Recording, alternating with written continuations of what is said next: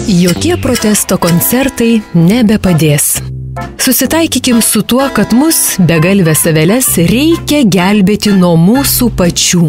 Todėl dieviškoji valdžia, šventoji Karbauskio Verygos Širinskienės trejybė, gelbėk mus ne tik nuo pagundos lauko kavinėje prisėsti prie taurės vyno, ar savo akimis išvysti butelio etiketę viešoj vietoj, bet ir nuo kitų dalykų.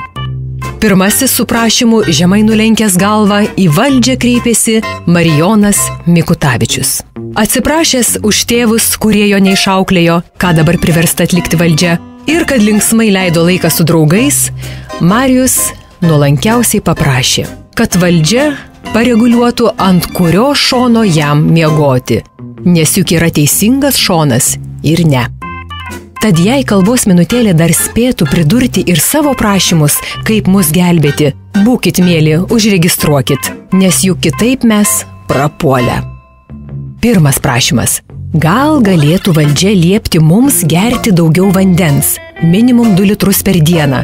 Pasaulio sveikatos organizacija pritars. Juk kiek žmonių nevykdo šios nuostatos ir taip varo tautą į kapus. Net Rusijoje išgeriama daugiau vandens nei Lietuvoje. Gal galėtumėt įstatymo tvarka privalomai sureguliuoti, kad kiekvienas pilietis tarpdančius valytų su siūlu. Paklauskit pasaulinės sveikatos organizacijos, kiek milijonų dantų lietuviai praranda dėl siūlo nenaudojimo. Net Rusijoje iškrenta mažiau dantų nei Lietuvoje. Trečia, kad po tualeto žmonės plautųsi rankas. Šita problema tokia baisi ir įsisenėjusi, kad tiems, kas bus pagautas iš nykštukų išėjęs nenusiplovęs rankų, reikia neleisti įstatymo numatytą laikotarpį naudotis tualetų metus. Net Rusijoje švariau žmonės rankas plauna nei mes.